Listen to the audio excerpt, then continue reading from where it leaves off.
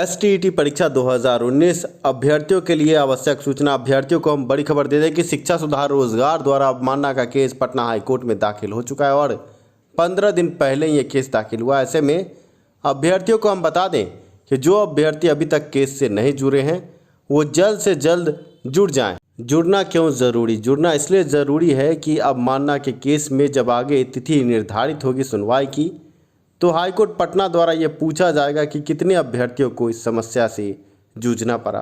तो ऐसे में अभ्यर्थियों की एक बड़ी संख्या को हमें दिखाना होगा।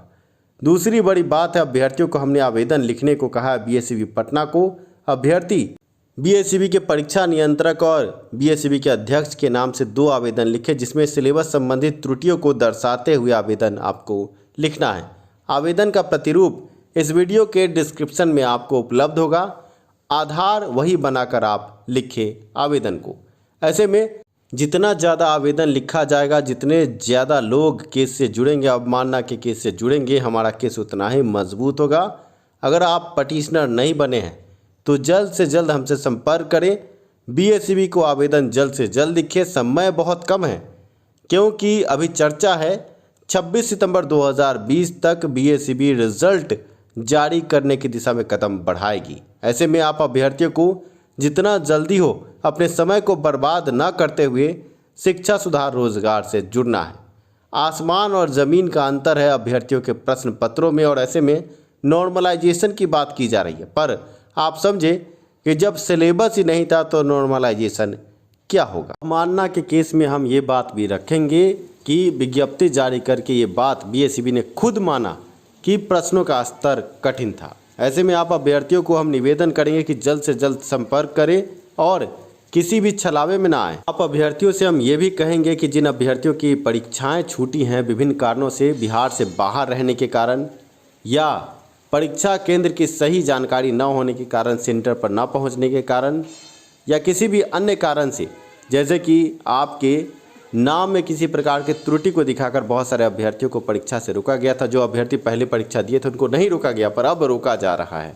इन समस्याओं को लेकर भी हम वाद दायर कर रहे हैं और सभी मुद्दों को हम रख रहे हैं अपने केस में, क्योंकि बीएसईबी ने एक बड़ा घोटाला किया है। स्टेट परीक्षा के नाम पर करोड़ों रुपए जनता के लुटा दिए गए, पर आम अभ्यर्थियों को क्या मिल रहा है, ये सोचने वाली बात है। शिक्षा सुधार रोजगार ने पहली बार जब केस किया था सिलेबस मुद्दे पर और कदाचार कुव्यवस्था के मुद्दे पर, तब हमने ये जोर दिया था कि सिलेबस होना चाहिए और पटना हाईकोर्ट का भी ये आदेश है, ऑर्डर है, पर बीएसईबी ने आदेश को नहीं माना और बिना सिलेबस की परीक्षा करवा दी। पर आप अभ्यर्थियों को परीक्षा के गुनहगारों को माफ़ नहीं करना है, साथ आकर संगठित होकर के जवाब देना है। कुछ ऐसे अभ्यर्थी भी जिम्मेवार हैं जो रिजल्ट की मांग को लेकर पटना हाईकोर्ट पहुँचे थे और आपसे लाखों रुपये की ठगी हुई। आपको बता दें कि रिजल्ट मुद्दे के केस में कोई दम ही नहीं था। इन्होंने कभी भी उच्च अधिकारियों को इसमें नहीं घेरा, साथ में ये नहीं पूछा अब सिलेबस प्रश्न पत्र के कारण जब परीक्षा रद्द हुई थी तो 9 सितंबर से जो परीक्षा शुरू हो रही है उस परीक्षा में सिलेबस कहाँ है। आपको बता दें कि रिजल्ट मुद्दे का केस एक छलावा था और कुछ अभ्यर्थियों ने पैसे की उगाही की, और आज फिर से हम ये खबर आपको दिखा रहे हैं। इसमें हम आपको साबित करेंगे कि फिर से ये दलाल सक्रिय है और आपको दलालों से बच के रहना है। हमारा मकसद आपको इंसाफ दिलाना था और अभी भी हम आपके साथ खड़े, क्योंकि अवमानना का केस किया गया है शिक्षा सुधार रोजगार के द्वारा। बड़ा कोई केस नहीं होता और आप अभ्यर्थियों को शिक्षा सुधार रोजगार की मदद करनी चाहिए और अपनी भी मदद करनी चाहिए। सभी अभ्यर्थी एकजुट होकर एक प्लेटफॉर्म पे आएँ और इस केस को मजबूत करें। ऐसे में आज हम दलालों का पर्दा भी फाश करेंगे। ये दलाल पहले ये कहते थे 110% रिजल्ट आएगा और आपसे पैसे की उगाही की, अब ये कहते हैं सिलेबस मुद्दे को लेकर केस करेंगे और फिर से आपसे पैसे की उगाही हो रही है। पर आप अभ्यर्थियों को सही और गलत को समझना होगा। जब 26 सितंबर तक रिजल्ट की चर्चा है और अभी तक ये दलाल आपसे पैसे उगाही में लगे हैं, कब केस होगा, कब सुनवाई होगी। पर शिक्षा सुधार रोजगार ने 15 दिन पहले ही केस दाखिल किया है, जिसकी सुनवाई जल्द ही आपको अगले 5 दिनों में देखने को मिल सकती है। तिथि निर्धारित होगी, केस नंबर आएगा और लगातार हमारे वकील इस पे लगे हुए हैं। आप अभ्यर्थियों को हम बता दें कि आप अभ्यर्थियों से कुछ लोग ठगी कर रहे हैं, वो लाखों रुपए की ठगी कर चुके हैं और आप अभ्यर्थियों को सुप्रीम कोर्ट के वकील को दिखा रहे हैं, जबकि हाई कोर्ट में सही तरीके से केस ड्राफ्ट न होने के कारण रिजल्ट केस रद्द तो हुआ ही, साथ में सिलेबस भी हाथ से गया।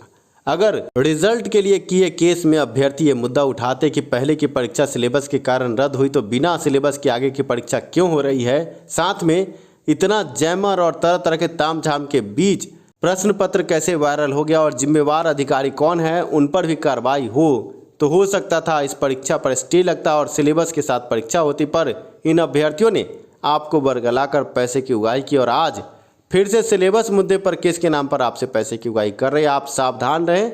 आप अभ्यर्थियों को शिक्षा सुधार रोजगार के साथ रहना है। हम आपको सही रास्ता दिखा रहे हैं। अवमानना का केस हो चुका है, आपसे रिप्रेजेंटेशन हम देने की बात करते हैं, हम कहीं पर आपसे पैसे की उगाही की बात नहीं करते। ऐसे में हम आपको ये चेतावनी भी देंगे कि दलालों से आप सावधान हो जाएं। जिन दलालों ने आपसे पैसे की उगाही की है उनसे आप पैसा अपना वापस मांगें, क्योंकि ये दलाल फिर से एक कमज़ोर केस करेंगे और आप अभ्यर्थी फिर से औंधे मुंह गिरेंगे और समय भी व्यतीत कर रहे हैं आपका। अभी तक इन्होंने एक भी कार्रवाई नहीं की केस पर और आप समझे कि जब ये केस करके आगे बढ़ेंगे तब तक रिजल्ट ही आ गया तो केस औंधे मुँह गिरेगा ही।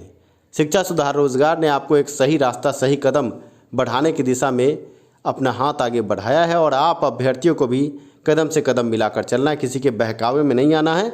दलालों द्वारा 110% रिजल्ट के नाम पर पैसा लिया गया, अब सिलेबस के नाम पर आपसे पैसे की उगाही की जा रही है। आप उनसे सावधान हो जाएं।